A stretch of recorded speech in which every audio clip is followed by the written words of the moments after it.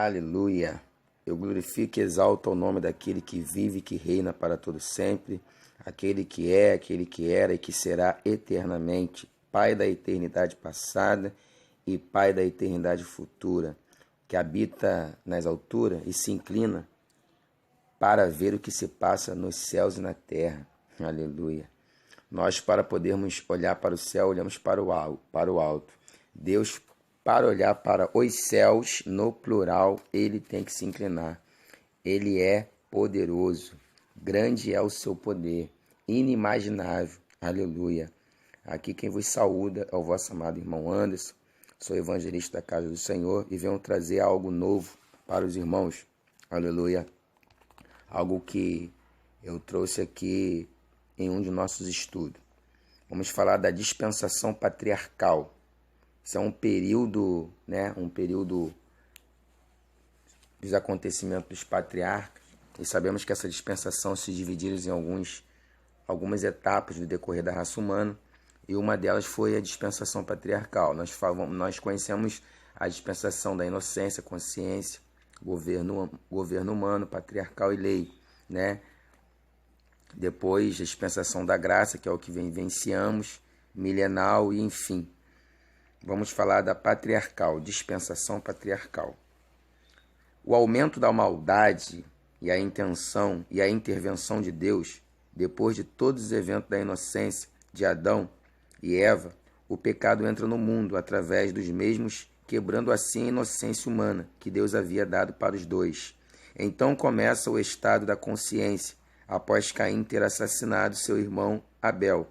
Após isso, o homem passou a se autogovernar, formando assim a dispensação do governo humano. E aí, enfim, o dispensacionalismo patriarcal, iniciando pelo grande Noé, que quer dizer repouso, ou Noah, no hebraico. Nesse Deus acha graça, o mesmo possuía a mesma especialidade que seu bisavô Enoque, de andar com Deus. Compare Gênesis 5, 22 ao 24 com Gênesis 6, 9, parte B. Nesse tempo, a raça humana estava em total maldade e violência constante. Gênesis 6, 5. Mesmo assim, o Espírito Santo de Deus ainda estava na terra, mas Deus parece estar entristecido e dá 120 anos para retirar o seu espírito deles, do meio daqueles homens maus. 120 anos é o suficiente para Noé pregar como bom evangelista. E é o tempo que ele vai precisar para construir a arca que vai salvar quem crê na pregação de Noé. E no anúncio de que viria uma copiosa chuva. Nesse ponto, Deus está muito entristecido de haver feito o homem, pois vê uma criatura que ele criou com amor e copiando de si mesmo, característica e sentimentos que só o homem tem, e além disso, sua semelhança física é idêntica à de Deus, cometendo tantos absurdos, fez com que Deus, Elohim, ficasse arrependido de ter feito o homem sobre a terra. Não havia lei nessa época, mas os princípios de Deus deveriam ser seguidos. Mas ninguém era obrigado a isso.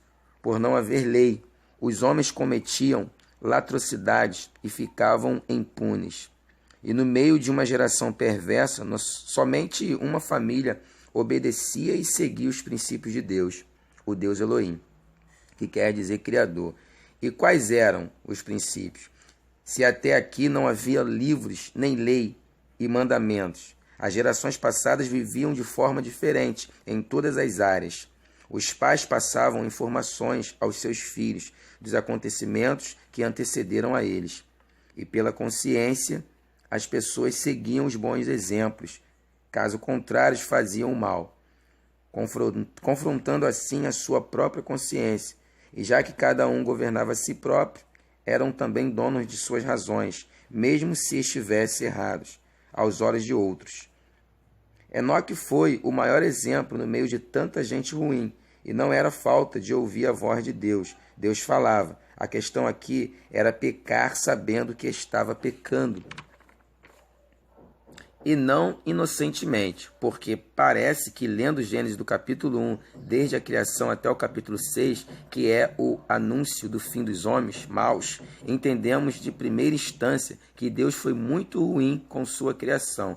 Mas existem duas formas de pecar: quando nossa consciência cobra e nós nos redimimos, e quando afrontamos até a nossa consciência. Nessa questão, os homens não estavam nem aí que existisse um Deus criador e amoroso. Temos esta certeza pela resposta que Caim deu a Deus, dizendo não ser o tutor de seu irmão, quando este havia assassinado o sangue do seu sangue. E Deus aplicou o seu castigo a Caim. Caim conhecia Deus. Deus falava constantemente com eles, tanto com Caim quanto com seu irmão Abel, agora morto por ser assassinado pelo seu irmão. No livro de Gênesis 4:3 fala a respeito do primeiro culto. E esse culto quem fez foi Caim, dando a primeira oferta em forma de um culto a Deus. Haja vista que hoje o apóstolo Paulo deixou escrito em Romanos 12:1 sobre o nosso culto racional, com o nosso próprio corpo, a nossa própria presença, o nosso próprio sacrifício a Deus, cultuando Ele assim, de corpo presente. Enfim, observe que no texto em Gênesis 4:3 diz assim: e aconteceu ao cabo de dias que Caim trouxe do fruto da terra uma oferta ao Senhor. No texto fala de oferta, e isso também era uma forma de reconhecer que Deus era o único Senhor, além de que através desse ritual, como forma de conseguir de Deus o perdão de pecados, porque no versículo 7 fala de aceitação, que no hebraico é a tradução da palavra remissão. Então Caim, com todo o conhecimento do que era certo e do que era errado, parecia não estar nem aí se existia um Deus ou não, que desaprovasse sua conduta má. E com ele todos os homens agora vão se governar, e com isso vão se aprofundar no erro a cada dia. Romanos 1:21. Porquanto, tendo conhecido a Deus, não glorificaram como Deus, nem lhe deram graças, antes em seus discursos se desvaneceram. E o seu coração insensato se obscureceu. No versículo 24 mesmo de Romanos, diz assim: pelo que também Deus os entregou às concupiscências do seu coração, à imundícia, para desonrar o seu próprio corpo entre si. Pessoas assim, e ainda piores, existiam no tempo de Noé. E Deus, como sempre, é à procura de um homem que possa surpreender com atitude diferente de um povo mau e perverso. E ele sempre acha, e é por isso que ele procura, porque sempre tem. Achando Noé, ele rapidamente tem a ideia de criar uma oportunidade de arrependimento, salvação, ou perdição e morte. Dilúvio e a arca, uma escolha. Mas antes, o evangelho da salvação vai ser pregado por cerca de longos 120 anos.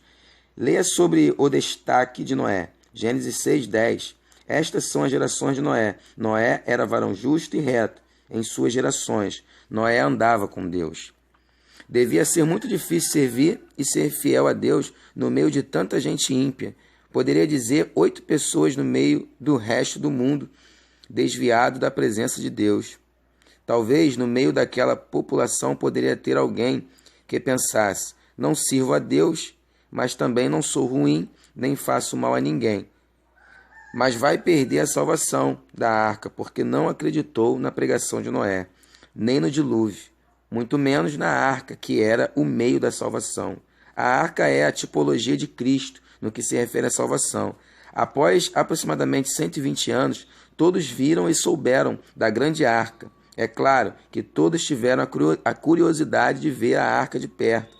Era uma obra extraordinária e foram 120 anos de construção. A arca era uma das mensagens das gerações do velho Noé. Ou melhor, a arca era uma das mensagens das pregações do velho Noé.